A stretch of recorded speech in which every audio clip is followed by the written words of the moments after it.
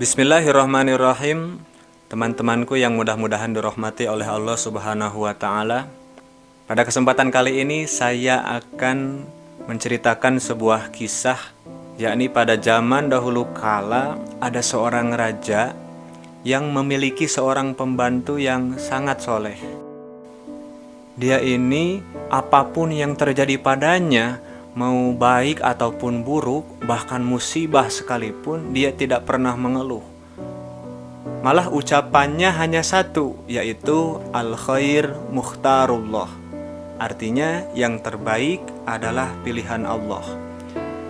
Jadi kalau ada sesuatu yang menimpa dirinya, dia selalu bilang gitu, al-khair mukhtarullah, al-khair mukhtarullah. Nah, saat sang raja mengalami kecelakaan, salah satu jarinya itu kepotong pedang, kepotong pisau, sehingga jadi kepotong, ya jadi cacat. Pas dia tahu, dia malah bilang al khair mukhtarullah, yang baik itu pilihan Allah. Dengar itu kan sang raja jadi marah. Kok kamu nganggap ini baik? Ini kan kecelakaan, saya ini cacat. Kamu seneng ya raja kamu kena musibah? Akhirnya si pembantu itu dimasukkan ke penjara. Ketika dia dimasukkan ke penjara, dia gak nangis, gak protes, gak memberontak. Dia hanya bilang al khair mukhtarullah, yang terbaik itu adalah pilihan Allah. Sang raja makin marah. Khair aja, baik dari mana? Kamu di penjara, baik apanya? Jahat kamu tuh. Masa raja kecelakaan kamu bilang baik? Akhirnya si pembantunya ini dipenjara. Nah, hari berganti hari, di hari yang lain sang raja pergi berburu ke hutan keluar wilayah kerajaan mereka. Raja ini ngajak para pengawal sama tentaranya. Itu kalau si pembantu gak dipenjara, biasanya dia diajak kemana-mana juga. Nah, di luar dugaan, ketika masuk ke dalam hutan yang ada di luar wilayah kerajaan sang raja, mereka bertemu dengan sekelompok orang penyembah dewa. Jadi mereka punya dewa yang harus mereka, cara ibadah mereka itu adalah dengan menggunakan tumbal. Jadi raja ditangkap bersama pengawalnya untuk dijadikan tumbal kepada Tuhan mereka, dewa mereka, atau sesuatu yang mereka anggap dewa. Akhirnya satu persatu pengawal raja dibunuh, dipenggal kepalanya. Nah, tibalah yang terakhir giliran sang raja.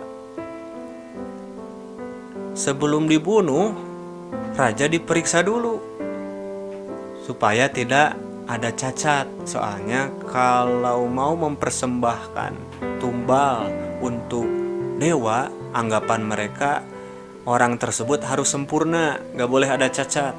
Nah, ketemu jari sang raja di sini kan udah cacat, udah kepotong sama pedang kan.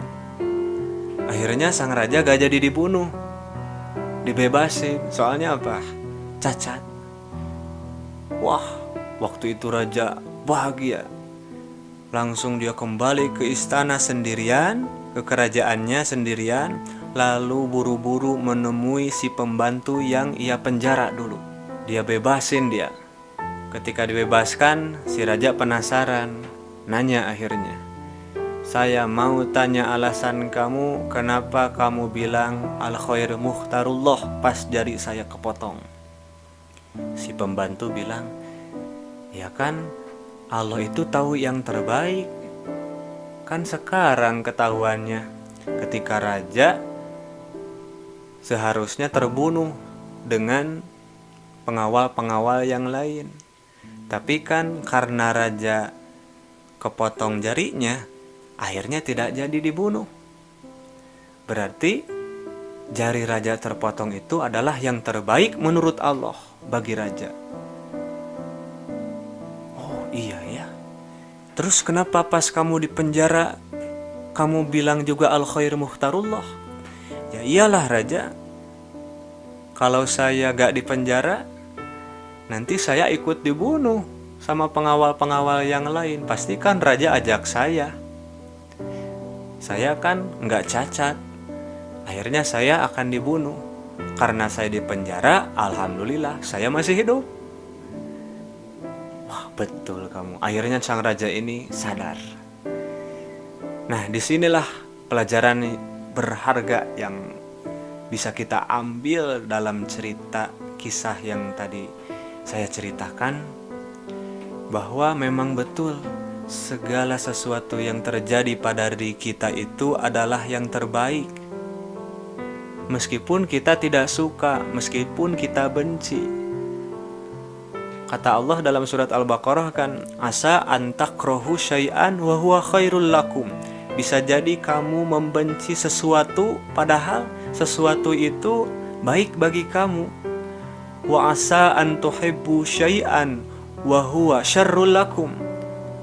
Bisa jadi juga kamu mencintai, menyukai sesuatu padahal itu jelek bagi kamu, buruk untukmu. Wallahu ya'lamu wa antum la ta'lamun. Allah itu tahu, Allah itu maha tahu, sementara kamu tidak tahu apa-apa. Nah, jadi ketika kita ditimpa apapun, baik itu nikmat, baik itu musibah, baik itu hal yang kita suka atau hal yang kita tidak suka, maka yakinlah bahwa hal itu datang dari Allah untuk menguji kita dan bentuk cinta dari Allah untuk mencoba kita agar kita bisa memperbanyak pahala kita di hadapan Allah. Tidak ada yang sia-sia bagi seorang mukmin. Ketika diberi kenikmatan, dia bersyukur, dan syukur itu adalah pahala baginya.